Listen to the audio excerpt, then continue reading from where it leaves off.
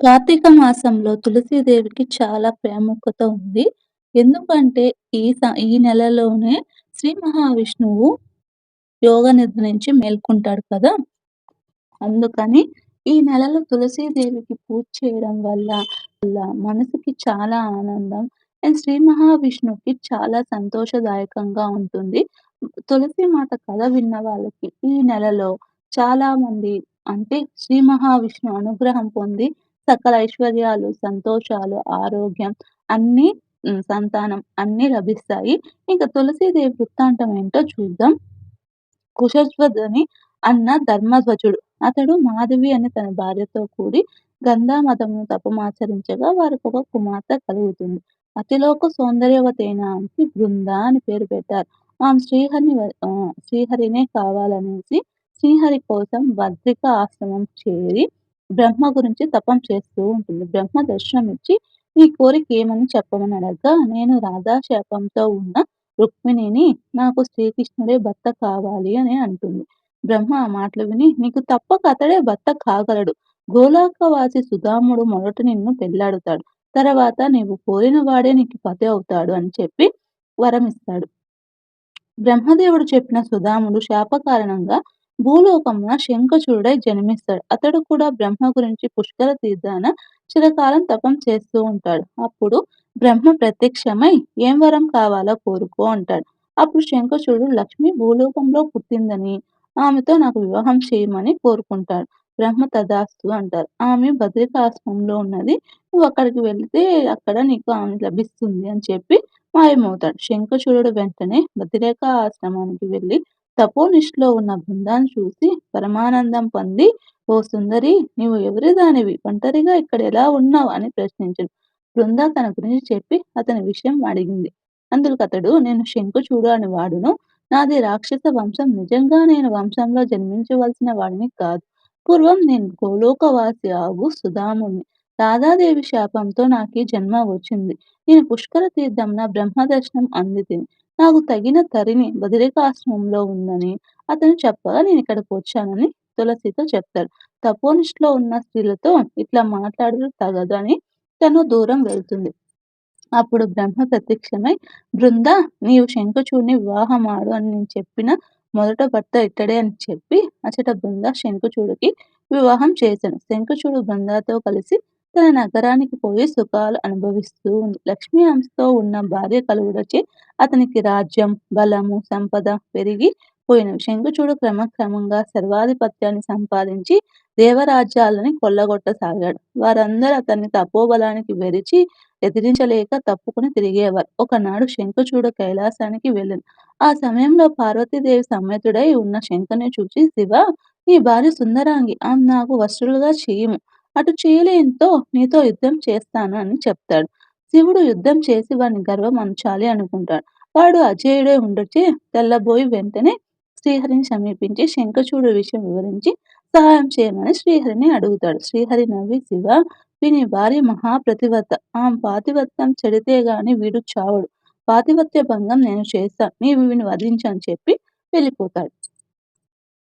నారాయణుడు మాయా శంఖచూడుని వేషం ధరించి బృందు ఉన్న ఆ ఊరికి వెళ్తాడు. తన భర్తే వచ్చాడని సంతోషించి బృంద అతన్ని ఉపచారాలు గావించి కుతూహలంతో ఉండగా శ్రీహరి ఆమెను సృష్టించెను. ఆమె తన ప్రతిపత్యం భంగమవుట గ్రహించి అతడు తన భర్త కాదని గ్రహించి మండిపడి వచ్చింది శ్రీహరేనని తెలుసుకొని తీవ్ర కోపంతో నీవు శిలారూపం అవుతావని శపించగా అతడు నీవు వృక్షమవుతావని శపిస్తాడు. ఇంతలో శివుడు శంఖచూడుని సంహరించగా అతడు దేహం విడిచి సుధాముడై గోలోకానికి పోతాడు. బృంద తులసి వృక్షమై పోయినది. శ్రీహరి సాలగ్రామం శిలారూపం ఉంది. ఇద్దరు ప్రపంచమనే పూజనీయకాలయ్యి చాలా వరకు పూజలు అందుకుంటూ ఉన్నారు. తులసితో హరి తమ తమ శాప లోకోపకారం వరకే చెలిసిందని శ్రీహరి తులసితో ఇట్లా చెప్పాను. నీవు పొందిన ఈ శాపాన్ని లోకోపరంగా మారగలుగుతుంది. సాలగ్రామంగా రాధనకు తులసి ప్రస్థములుగా నిర్ణయించితివి. బృందా, నీవెవరో ఎరుగుతవా? గోలోకంలో దానివి రానావు. నీవు ఉన్నన్న నాడు కాంక్షించి చేరితే నువ్వు ఆ రోజు నన్ను కోరుకోవడం వల్లే నీకు ఇలా శాపమైంది. ఇప్పుడు నా వల్ల నీ పాతివ్రత్యం భంగం జరిగిందని వాపోవలసిన అవసరం లేదు. నా గురించి బదరికాశ్రమంలో తాపమాచరించిన ఫలితంగానే నిన్ను పొందితిని. సుదామును శాప విముక్తి పొందినాడు. నీవు స్వేచ్ఛగా గోలోకముకి వెళ్ళుము. రాధాదేవి అనుగ్రహం పొంది సుఖించు అని చెప్పి వెళ్ళిపోయింది. ఇది తులసి సాలగ్రామ పవిత్ర చరిత్రం. ఇది పఠించిన వారు లక్ష్మీ కటాక్షమందు శ్రీహరి దీవెనలు పొందుతారనేసి చుట్టూరు మునులకి చెప్పాను. ఈ నెలలో మనము ఈ తులసీదేవిని పూజించడం వల్ల మనకి సకల ఐశ్వర్యాలు కలుగుతుంది. తులసీదేవి వృత్తాంతం కూడా తెలుసుకుందాం ఫ్రెండ్స్. బృందా గురించి తెలుసుకుందాం. బాలగోపాల రూపంతో చాలా కాలం విహరించేవారు కదా! ఆ బృందావన హారి పాదస్పర్శే ఏమి పుణ్యం చేసుకుందో గాని దాని వృత్తాంతం వినవాలని కోరుగా సూత మహాముని ఇట్లా చెప్పెను. నందనాథులు యమునా నది తీరాన సంచారం చేయుచు దుర్గాదేవి ఆరాధ్యం చేసుకొని ఆమెను మెప్పించారు. ఒకనాడు రాత్రి వారు నిద్రించున్న సమయంలో దుర్గాదేవి ఆజ్ఞానుసారం విశ్వకర్మ అచ్చటకు వచ్చి నందనాథులకు దివ్య సౌధములు, మిగిలిన గోపాలులకు సామాన్య గృహములు నిర్మించి మరునాడు అతడు చూచి వారందరూ ఆశ్చర్యపొందారు. స్వయంగా మనువుకి శతరూప భార్య వారి ప్రియపుత్రుడు. ఉత్తనాపాదుడు ఇద్దరు కుమారులు. ఉత్తమపాదు కుమారుడే ధ్రువుడు. వాని కుమారుడు వత్సరాజు.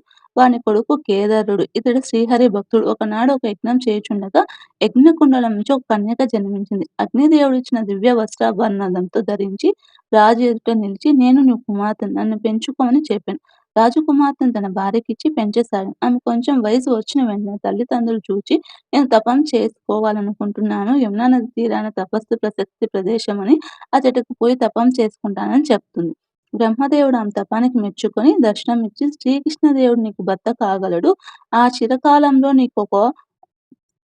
నీకక్కుతుందని చెప్పెను. నాటి నుండి ఆమె శ్రీకృష్ణునికి ఎదురింట పూలపానం సిద్ధపరిచి ఉంచెను. ఆమె పరీక్షించదలిచి బ్రహ్మదేవుడు ఆమెకున్న ప్రదేశాలు చేరి ఓ కన్యకామణి ఎవరిదానివి ఉన్నావు? ఎవరికై వేచి ఉన్నావు? సవిస్తరంగా చెప్పు అని ప్రేమపూర్వకంగా ప్రశ్నించాడు.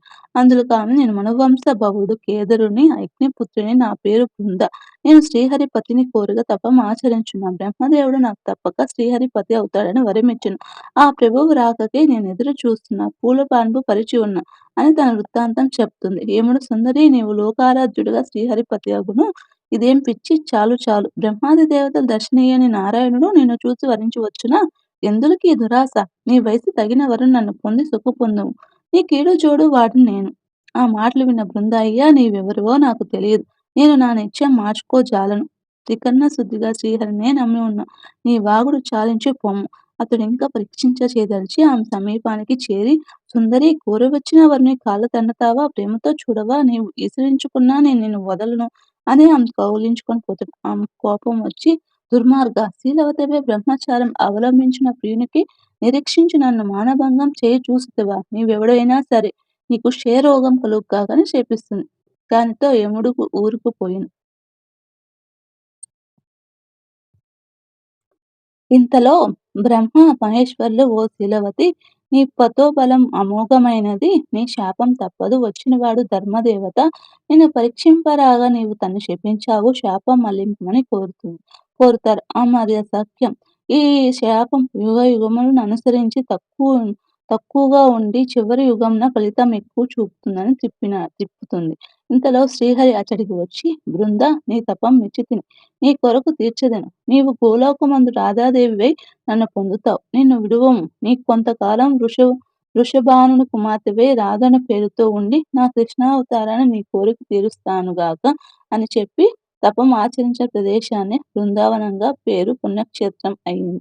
అందుకే ఈ ఏకాదశి అయిన తర్వాత ద్వాదశి రోజు కృష్ణుడు బృందావనంలో వెళ్తాడు. బృందావనం అంటే ఇప్పుడు మథురాలో శ్రీకృష్ణుడి ఉంది గదా! అక్కడ నిజంగా ఇప్పటికీ రాత్రి సమయాల్లో శ్రీకృష్ణుడు వచ్చేసి బృందావనంలో గోపికలతో ఉంటారనేసి చాలామంది నమ్మకం. రాత్రిపూట అక్కడ ఎవ్వరు ఉండరు. అక్కడ వెళ్ళిన ప్రదేశానికి వెళ్ళిన వాళ్ళకి ఈ విషయం చాలా బాగా తెలుస్తుంది. అండ్ ఫ్రెండ్స్ మీకు ఈ కథ నచ్చితే ఒక లైక్ చేయండి. అండ్ మన ఛానల్‌ని సబ్స్క్రైబ్ చేసుకోవడం మర్చిపోకండి. ఇలాంటి చాలా కథల కోసం మన ఛానల్‌ని ఒక లైక్ చేసేయండి.